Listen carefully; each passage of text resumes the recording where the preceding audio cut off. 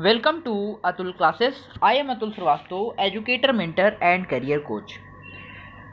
जैसा कि आपको पता है, हमारे चैनल पर आपको कंप्लीट कोर्स का वीडियो मिलता रहता है।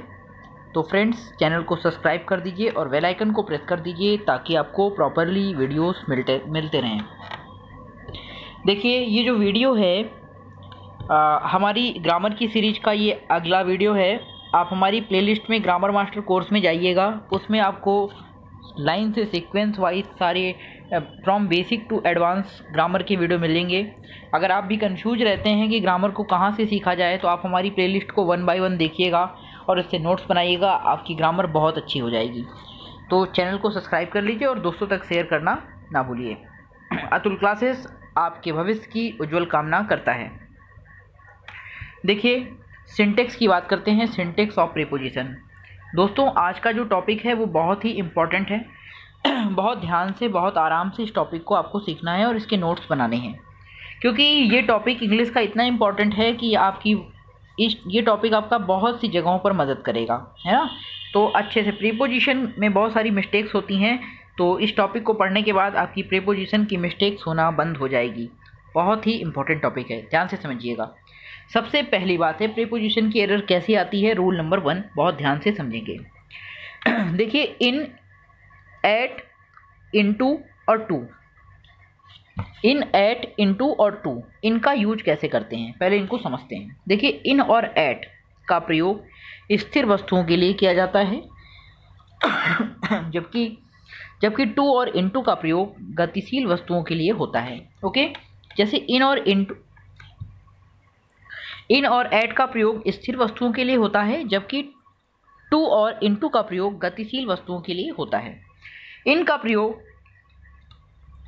प्रयोग देशों और बड़े नगरों के लिए होता है और एट का प्रयोग छोटे शहरों और गांवों के लिए होता है। ये बात आपको याद रखनी है ना, बहुत ही इंपॉर्टेंट बात है, ये आप याद रखेंगे।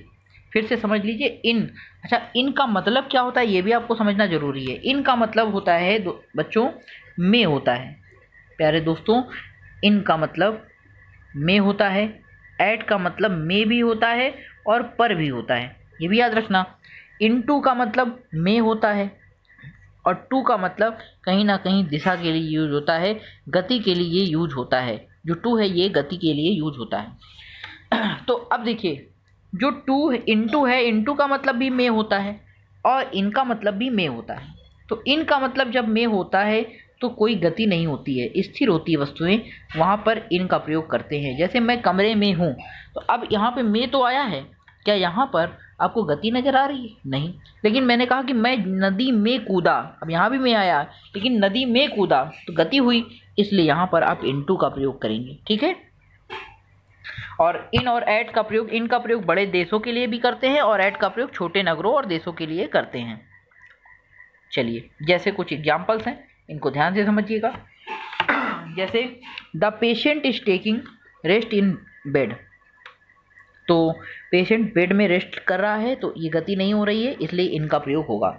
Mohan jumped into the river, गति हुई, मे का प्रयोग किया, इसलिए रिवर की बात आई, इनटू की बात आई।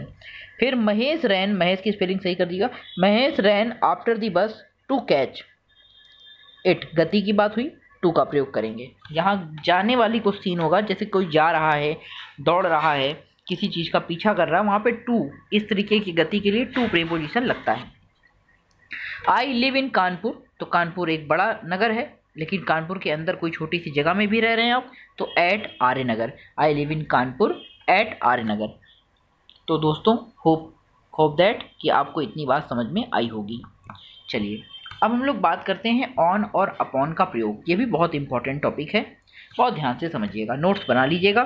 ऑन और अपॉन, देखिए, दोनों का मतलब होता है पर, लेकिन ऑन का प्रयोग स्थिर के लिए और अपॉन का प्रयोग गतिशील वस्तुओं के लिए होता है। जैसे my mobile is set on the table, आप देखिए, mobile on the table, table पर है, गति नहीं हो रही है, स्थिर है। लेकिन the cat spring upon the table, जो बिल्ली है वो स्प्रिंग मानी कूदी टेबल के ऊपर से, तो यहाँ पर भी पर आया है, लेकिन यहाँ पर गति की बात हुई है, तो अपॉन, जहाँ स्थिर वस्तुओं की बात है वहाँ ऑन। थैंक यू, इतनी बात समझ में आ गई होगी। आइए बच्चों हम लोग बात करते हैं अगला टॉपिक जो कि बहुत इंपॉर्टेंट है, बिटवीन और एमंग। इसको भी हम लोग सीख लेते हैं, बिटवीन का प्रयोग कहाँ करते हैं और एमंग का। देखिए बिटवीन और एमंग इन दोनों का मतलब क्या होता है, बीच में। याद रखना बिटवीन और एमंग दोनों का मतलब सॉरी बिटवीन और एमंग दोनों का मतलब क्या होता है, बीच में। तो बिटवीन का अर्थ है मध्य या बीच में। इसका प्रयोग दो व्यक्तियों के लिए करते हैं। अमंग का प्रयोग मध्य या बीच में, इसका प्रयोग दो से अधिक व्यक्तियों के लिए करते हैं। तो दो से अधिक के लिए अमंग, दो लोगों के लिए बिटवीन। ठीक है, वेरी गुड। समझिए example number 1, the farmer divided his money, divided बांट दिया, हिज मनी किसको बांटा, बिटवीन टू सन्स। तो दो लोगों के लिए बिटवीन का प्रयोग ओके, ये सही है। Please distribute these apples among Mohan Sohan and other children, यानी दो से अधिक लोगों के लिए आप दो से अधिक लोगों में एक सेब को बांट रहे हैं। तो फिर यहाँ पर क्या होगा, यहाँ पर जहाँ पे दो से अधिक लोगों के लिए सेब को बांटा जा रहा है वहाँ पर आप अमंग का प्रयोग करेंगे, अमंग का। ठीक है गाइस, एक बात और याद रखिएगा, जैसे रूल्स नंबर 4, बिसाइड और बिसाइड्स, ये भी बहुत इंपॉर्टेंट रूल है। देखिए बिसाइड्स और बिसाइड, बिसाइड केवल होता है तो बिसाइड का मतलब होता है निकट या पास में, और बिसाइड्स का मतलब होता है के अतिरिक्त। तो दोनों का सेंस देखिए कैसे यूज करेंगे। Be sat beside our teacher in the function, हम अपने टीचर के पास में बैठे या निकट बैठे, है ना। लेकिन बिसाइड्स आएगा तो इसका मतलब होता है के अतिरिक्त। बिसाइड्स अ पेन, एक पेन के अलावा या एक पेन के अतिरिक्त। I bought a book from the market, मैंने एक बुक भी मार्केट से खरीदी, मतलब पेन के अलावा, पेन के अतिरिक्त मैंने एक बुक भी मार्केट से खरीदी। Very good. अगला रूल, बाई विद और फ्रॉम। देखिए बाई विद और फ्रॉम में बहुत कंफ्यूजन होती है। फ्रॉम माने होता है से, विद माने भी कभी कभी होता है से या साथ में, दो अर्थ होते हैं विद के, से या साथ में। बाई का मतलब भी होता है से या फिर द्वारा, ये दो अर्थ होते हैं बाई के। ठीक, आइए और जानते हैं।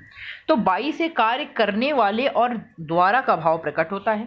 विद का प्रयोग किसी यंत्र या दो वस्तुओं के मिलन या संयोग के लिए करते हैं, जबकि फ्रॉम का प्रयोग पृथक होने के लिए करते हैं। जो से शब्द आएगा तो तीनों के अलग अलग सेंस में यूज होंगे। तो ये सेंस देखिए, जैसे एग्जांपल देखिए, she will come by the train, किसी चीज़ के द्वारा आ रही है, ट्रेन के द्वारा, तो she will come by the train.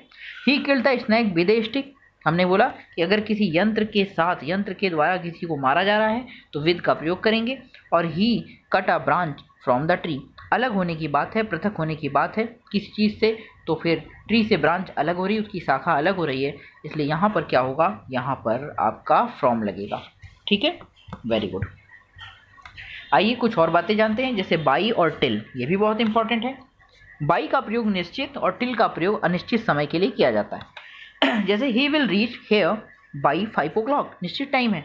लेकिन अगर हमने टिल का प्रयोग किया तो अनिश्चित टाइम होता है, जैसे कि I shall wait till my father return, अभी पता नहीं कि पिताजी कब आएंगे, लेकिन जब तक पिताजी नहीं आएंगे तब तक वो वेट करेगा।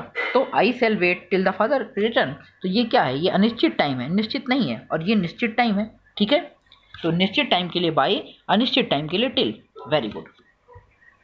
अगला रूल देख लेते हैं प्रीपोजिशन का, बेलो एंड अंडर, ये भी बहुत इंपॉर्टेंट रूल है बच्चों। बेलो, बेलो का प्रयोग, बेलो माने क्या होता है, बेलो माने होता है नीचे, अंडर मीन्स क्या होता है, नीचे।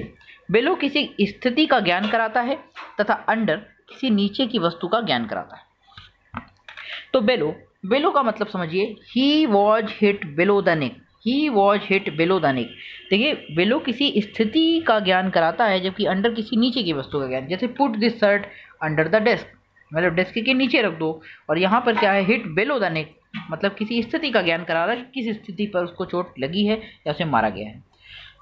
अगला रूल देखिए, ओवर, ओवर का प्रयोग, ओवर का प्रयोग अलग अलग अर्थों में किया जाता है। वेरी वेरी इंपॉर्टेंट, आप लोग ओवर के मीनिंग में बहुत कंफ्यूज रहते थे, तो आज की क्लास प्रीपोजिशन स्पेशल क्लास है। ठीक है, समझिए। तो ओवर का पहला अर्थ क्या है, ओवर का प्रयोग अलग अलग अर्थों में किया जाता है। पहला तो है कवरिंग के लिए, यानी ढके हुए चीज़ों के लिए, जैसे he spread the white sheet over the bed, he spread the white sheet over the bed, मतलब आपने किसी चीज़ को ढक दिया है ना, he spend the white sheet, तो उसने फैला दिया है क्या, वाइट शीट, वाइट शीट यानी वाइट चादर, किस पर, बेड के ऊपर, के ऊपर, यानी ढकने के लिए प्रयोग कर रहे हैं ना, तो ओवर का प्रयोग ढकने के लिए होता है। ओवर का प्रयोग अक्रॉस के लिए भी होता है, मतलब पार करने के लिए, के पार।